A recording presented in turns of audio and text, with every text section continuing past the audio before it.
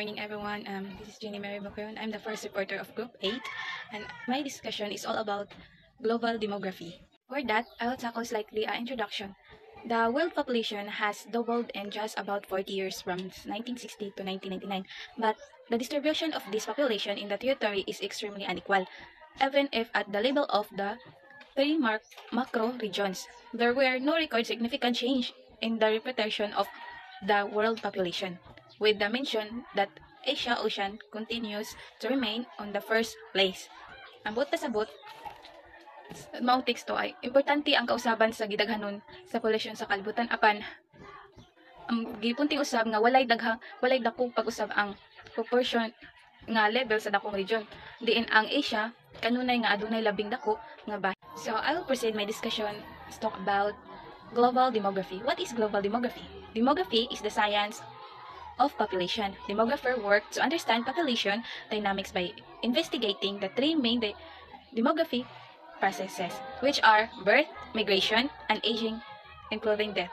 Ang buot pasabot, ang demography mao ang pag-study sa population. Ang mga demographer mao ang nagtan-aw sa mga kausaban kung sa gidaghanon sa mga tao pinaagi sa pag-study sa tulo ka importanteng butang sama sa birth or pagpanganak, migration or pagbalhin-balhin, ug aging o pagkatigulang. Demography as defined by Botor et al. 2020 is scientific study of determinant and consequence of human population trends. By the start of the 21st century, the world population reached 6 billion. As of January 4, 2024, it is 19,876,189. Cohen 2008 believed that by 2050 there will be 9 billion people on the planet, an addition of over 50 million per years.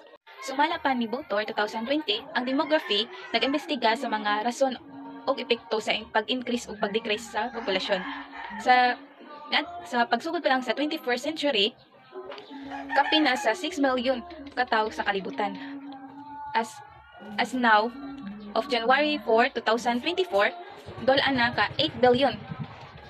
Panabana po ni Cohen nga 2008 nga moabot pa kini sa 9 billion inig ka 2050 nga gidungagan pa sa matag tuig tag 50 mil kada tuig ang mapuno nga tawo.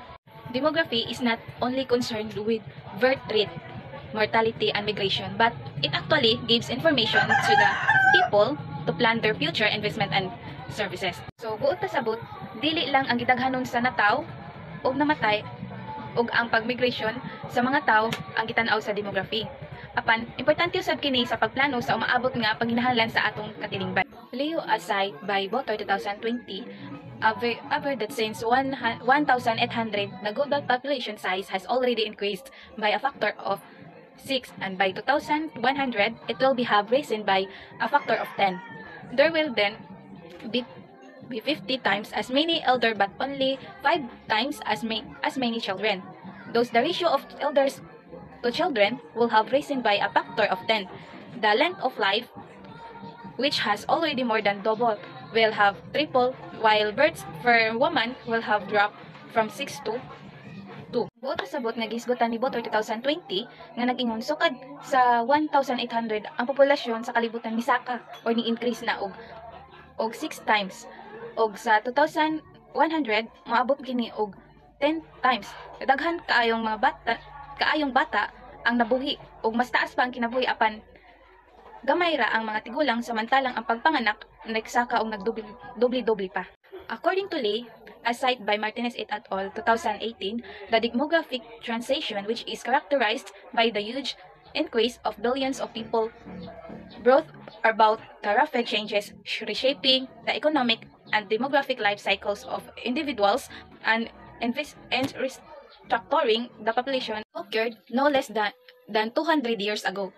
Before the start of demographic transition, life was short, where mainly growth was low, and the population was young. However, during the demographic transition, first mortality and the fertility declined, causing population growth rates to accelerate and then to slow again, moving toward low fertility long life and the old population. Ang pasabot nga gihisgutan usab ni Martinez et al. 2018 nga nag-ingon nga ang pagbag-o sa polusyon dako kayog epekto sa kinabuhi sa mga tao. Sa una mubo ang kinabuhi, daghan ang natawo o batan-on ang mga tao. Apan karon hinay na ang pagdaghan una pagkamatay, unya ang pagpanganak, mao nga misaka. Unya hinay na usab ang pagdaghan sa populasyon. The last paragraph, demographic change calls the interest of people about demography and became the population subject of political debates in developed countries that experience birth rates below the replacement level of 2.1 children per woman. At the same time, life expectancy has been rising considerably and continues to rise, in which is time called the aging of societies. Pasabot sa mga last paragraph is demographic change. Ang demography may nakapausab o nagkapa-interest sa mga tao about sa demography. Now, ang mao ning nakahimo og subject sa pag-debate sa mga politika about ni pag-develop sa atong country nga nag-experience sa mga birth rates below nga naubos nga yung kinahanglan it is done or replacement level sa mga children kada babae or kada inahan. At the same time, pag ang kinabuhi is mag-expand or magkataas pa kini o mag-continue o magpadayon nga magkasaka o magkanaman nga nagtawag ni siya nga gitawag og aging of society. Hi sir, hi classmate. We discuss my topic. It's all about the Malthusian theory. The Malthusian theory, Thomas Herbert Malthus was an influential British economist who is the best known for his history on population growth in his book, An Essay on the Principle of Population. In it, Malthus argued that population inevitably expand until they outgrow their available food supply by the middle of 19th century. Malthus predicted that natural population growth would inevitably outpace agriculture output, ultimately resulting in famine and other catastrophes until the population was reduced below a sustainable level. Malthus, however, failed to recognize the force of the Industrial Revolution, which produced exponential growth in the means of subsistence. In other words, ang Malthusian theory di ay kuno gisugyot ni Thomas Herbert Malthus, usa ka British economist nga niingon nga ang population musa ka jud permi or ma-increase antud mula pa sa food supply. Sa iyang libro nga An Essay on the Principle of Population, iya gi-explain nga ang natural nga pagdako sa population mas paspas kaayo kaysa sa agriculture production. Meaning, mas daghan ang tawo nga magkaon kaysa pagkaon nga mo produce or na-produce. Kung dili makontrol, mahimong naay famine. Ang famine is kagutuman sa usa ka tawo, sakit or uban pang kalamidad nga mupugos sa pagminos sa population hangtod mobalik sa sustainable level. Pero si Malthus, wala niya makita nga naay Industrial Revolution na nitabang sa pag-increase sa food production o uban pang mga resources. Tungod ani, wala nahitabo ang iyang gi-expect nga grabe nga crisis daw nga pagkaon og kay natabangan sa teknolohiya. Example or halimbawa, sa isa ka baryo na ay 100 ka tawo ug naa sila'y tanom nga makahatag or makaproduce og pagkaon like which is the humay.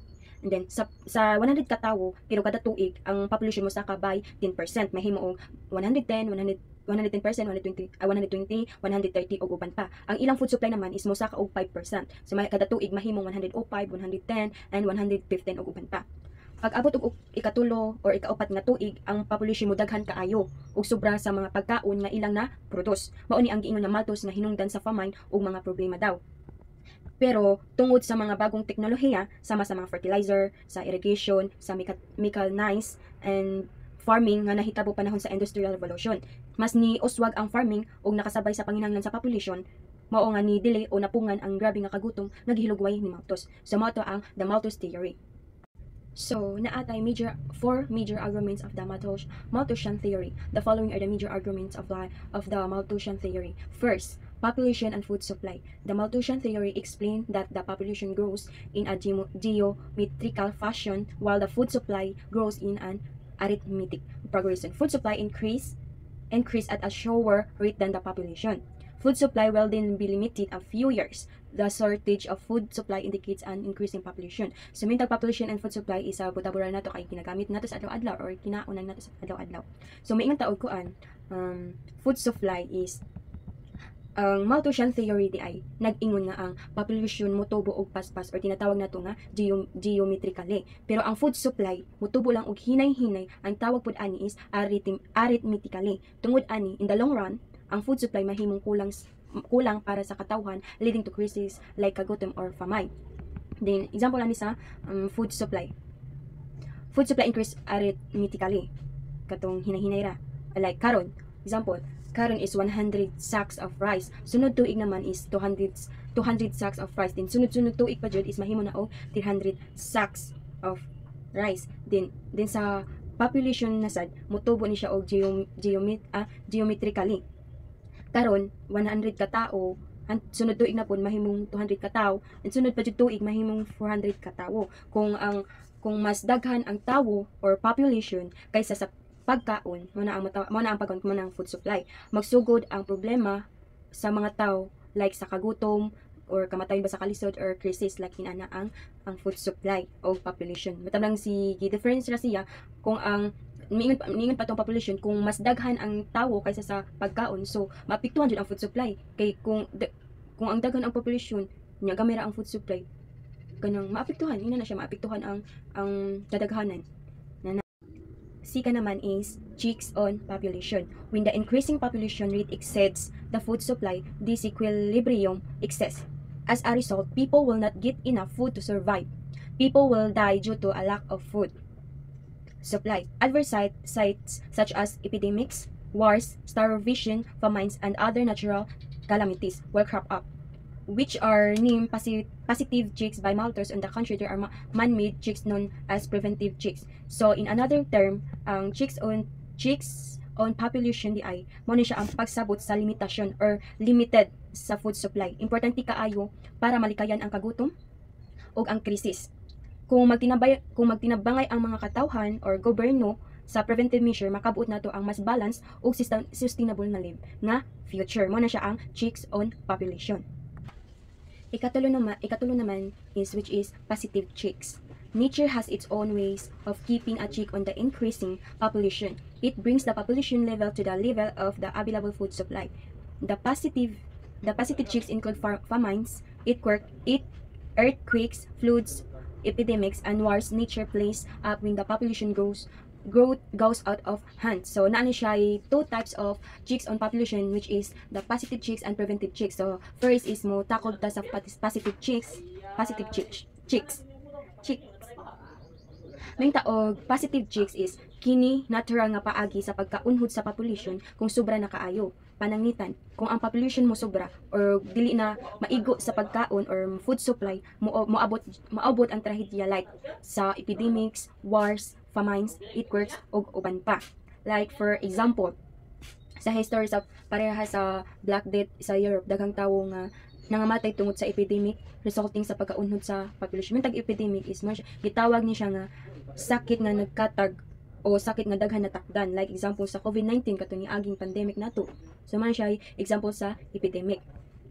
O sa positive chicks. So another term of positive chicks is natural disaster o sakit nga mapaubo sa population. So example, kung naay dako nga baha or bagyo nga makaapekto sa mga tanom or kanang magsasaka kanang magtanom sila, muubos jud ang supply sa pagkaon, daghan magutom ug daghan pug mamatay tungod sa kanang unexpected nga nahitabo inana. Then like sa akong example lagi like katong COVID-19 nga daghan kay mga tawo nga na namatay, ang uban naka-survive sad, man siya ang example sa positive chicks. Lastly, number 4, preventive chicks. Preventive measures such as late marriage, self-control, and simple living help to balance the population growth and food supply. These measures not only check the population growth but can also prevent the catastrophic effect to positive chicks. So, what can I say? We have two types of chicks on population, which is positive chicks and preventive chicks. Ang preventive chicks di ay mao ni ang mga pamaagi nga buhaton sa tawo para malikayan ang sobra nga population, which is kani nagmakno ba ni siya sa mga kadaghanan nga mabawasan ang or malikayan ang sobrang nga population. Like example, or halimbawa, late marriage. Ang late marriage dili magminyo og sayo aron dili kaayo daghan og anak para dili pud magkadaghan ang population. Then sunod is family planning. So ang kaning family planning daw gamiton ang contraception para planado ra sa usa ka pamilya. Tablang maguna-huna ra ka daw o pila ka anak nga imong gusto para dili ma-apil sa kadaghanan sa population. Sunod is pagpuyo og simple og responsible parenthood o kabalo ka nga limitado ra inyong kita or yuta dili magdagan og anak aron igura ang pagkaon. So ari jud sa preventive chicks is nagkuan jud siya kanang nagmakno ba or ang sinatawag ana murag naa siya gi-roles inana pa nga dili dagan og anak, dili magpalabi og panganak tungod sa kanang tungod di makadagan ang population kay kung once ang population mas daghan niya gamay ra ang food supply, so daghan jud kay mga tawo nga maapektuhan, mga mamatay ba or inana or what. Muna siya ang preventive chicks. Example sa ato ang real life or karon na hitabo, like sa Pilipinas daghan kaayo nga lugar ug daghan kaayo nga tawo pero gamay ra ang yuta ug ang taniman. Kay ngano tungod karon nga panahon na or generation is nagkadaghan or nagka-increase ang population. So kung walay preventive chicks, so what I can say earlier na if kung wala ang preventive chicks is magkadaghan-daghan ang imong anak o mabdungagan ang population, which is kung dili nimo makontrol na, so daghan jud kag maanak or magkadaghan ang population. So pero ang yuta daw ug ang food production limited ra. Mao nga naay programa nga gihatag sa gobyerno, which is katong family planning and gulayan sa barangay ug kung nga makatabang nga mabalance ang population ug food supply. And then kinsa di ay si Thomas Malthus. So based on my research, si Thomas Malthus or si Thomas Robert Malthus usa ka English nga ekonomista ug pari nga nabuhi sa 1766 o 1834. Siya ang nagpropose sa Malthusian theory nga very influential sa pag-study sa population ug economics. Unsa man pud ang Malthusian theory? Ang Malthusian theory, population grows faster than the food supply. In short, ang population mudako exponentially while ang food production mudako lang arithmetically. Then ngano di ay importante mani kay ang theory nag-remind sa ato ang resource is limited. Ug kung walay control sa population like family planning or delayed marriage, possible nga maglisod ta sa pagkaon or pag-survive tuwin ana. Bisan karon gidiscuss gihapon sa mga ekonomista or scientist kung unsaon jud pagbalance sa population growth ug food supply resources para sa sustainable sa kalibutan or sa atong environment. Today I will be talking about the demographic transition. Demographic transition refers to the transition from high birth from a pre-industrial to an industrialized economic system. The stages of demographic transition, according to Botor et al. 2020, are described as follows. Stage 1. Pre-industrial society, high and unstable birth and death rates, population growth and rate loss. Importance of children, low life expectancy. So ang demographic transition, it is a process of a country goes through as develops economically, moving from birth and death rates. So ang pre-industrial society, nadiri siya ay unstable birth and death rates. Life expectancy is low. Children are important for labor like farming or work. Population grow very slowly or sometimes not at all. That's Stage 2, early industrial society, high birth rates, falling death rate, and high population growth. So birth rate remains high and death rate starts to fall due to better medicine, sanitation, and food. Population grows rapidly because if high birth rate, mas misaka ang pag-ayo ang atoang population. Next is sa stage 3, late industrial society, low death rate, falling birth rate, and high population growth. Sa late industrial, low death rate, falling birth rate, and high population growth because now family planning use of contraceptives and population growth slows but it is still high. Next is stage 4, post-industrial society, low birth and death rates, low population growth. Post-industrial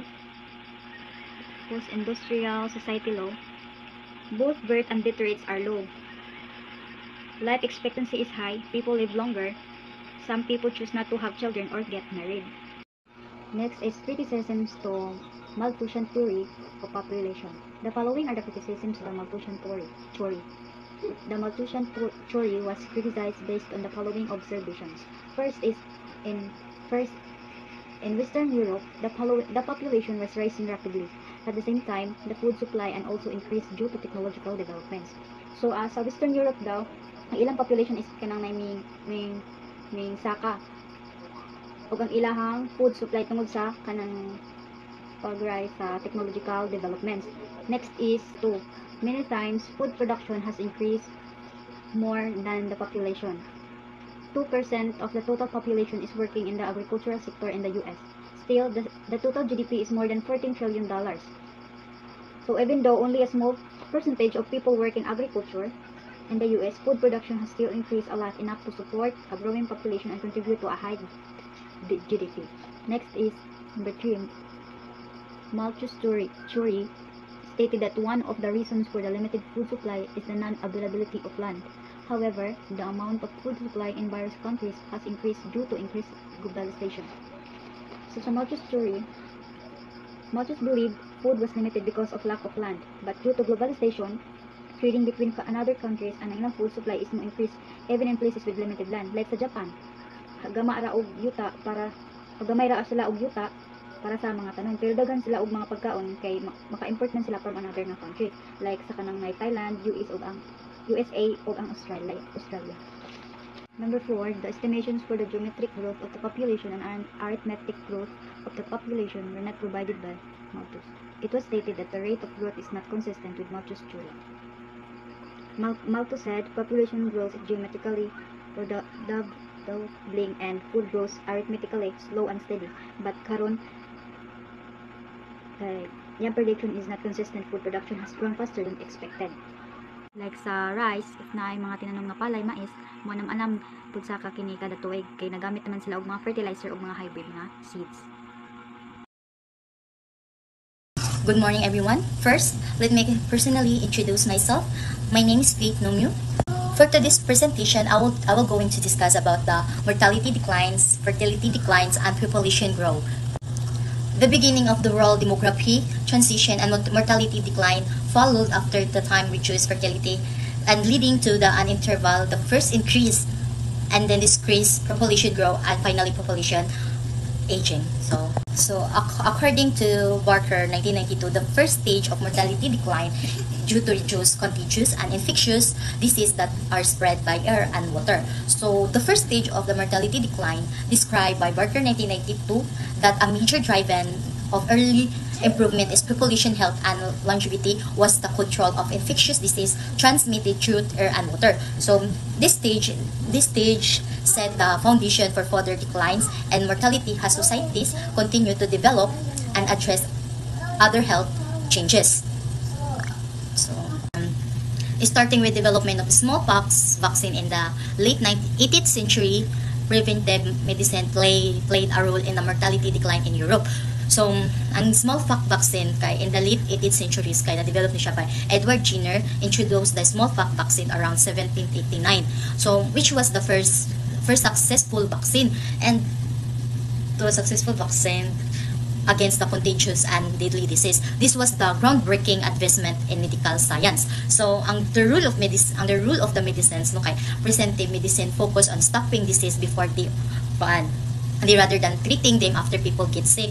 So the smallpox vaccine in prime example of preventive medicine because it immunizes people against the smallpox and preventing infection and spread. So ang impact of the mortality decline kay the smallpox was a major killer in Europe for the centuries. So the introduction of vaccine drastically reduced the number of the smallpox cases and death. So this successful helped the reduce overall mortality rates, especially among children who are particularly vulnerable and incurable disease. So that the invention and use of the smallpox smallpox vaccine is the late 1700s was key event in preventive medicine that helped case and significant decline. So in death from infectious disease and Europe leading to overall lower mortality rates. And next is the late 19th century public health measure and quarantine measure. So measure play an important role. So improve the personal hygiene and income rose and the germ theory of disease become wide known as accepted improvement in nutrition. Also contributed to the early phases of increasing life expectancy. So then the public health and quarantine measure kay during the late of mga 80s mga 1800s government and communities no kay implemented to the public health.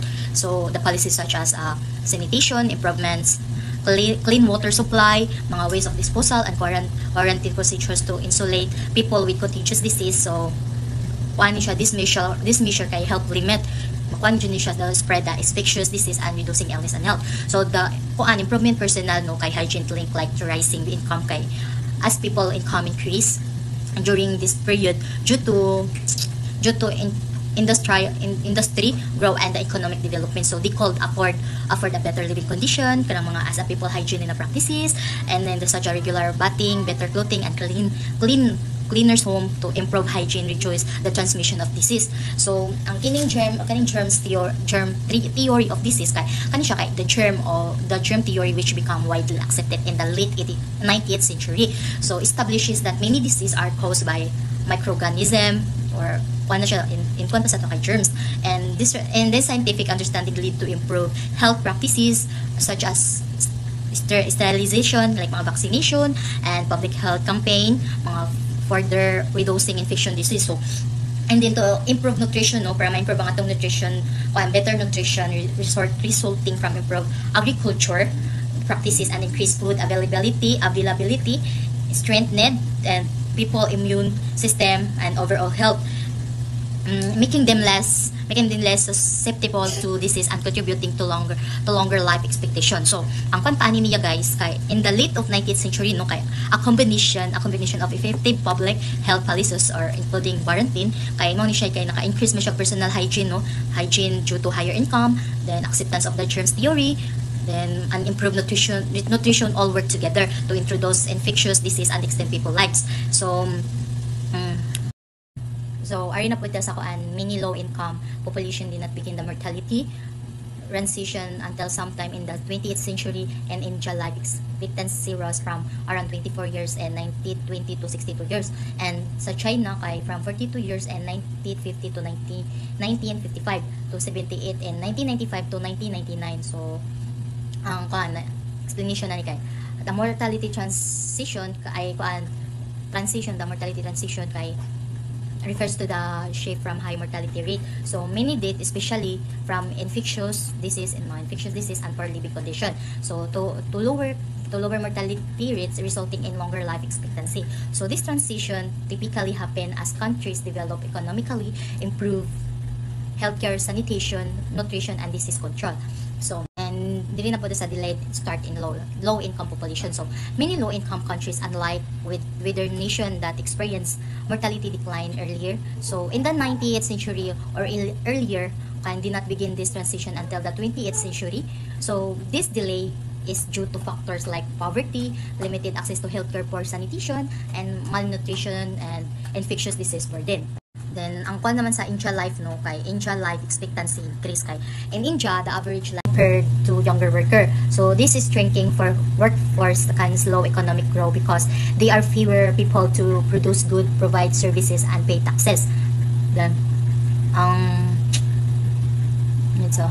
ang environmental impact kay the lower fertility rates can benefit that environment by reducing the demands for nature resources like such as water, energy, and land, and decreasing environmental strain leading to more sustainable development. So para ma-improve ang education for women ani kay reduce child mortality, better family planning, and greater prosperity contribute to lower fertility rates, while this can lead to an aging population no and potentially slower economic growth due to fewer younger workers. The reduced fertility also help lessen no then environmental pressures by lowering ang reduced consumption and population.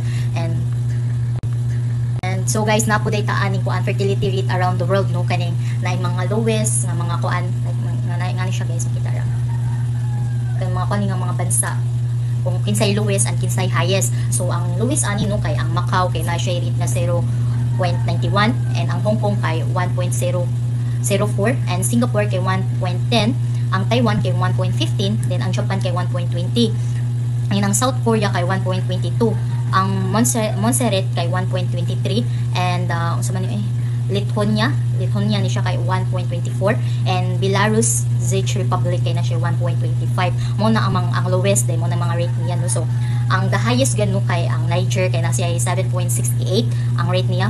Uganda kay na siya 6.73 and Mali kay na siya 6.54 and Somalia kay na siya 6.44 and Burundi kay na siya 6.25, Burkina Faso kay 6.21, day ang Dim Republic of Congo kay na siya 6.11. So ang Ethiopia ang buton sa pagbasa ani niya kay na siya rate nga 6.7. So ang Angola kay na siya 6.05. So the average industrialization countries no kay na siya 1.6 ay 1.9 di ay, then the development countries kay na siya nang average nga 3.6 and then the sa ang world kay 3.3. So that's all my topic for today's video. Thank you and God bless.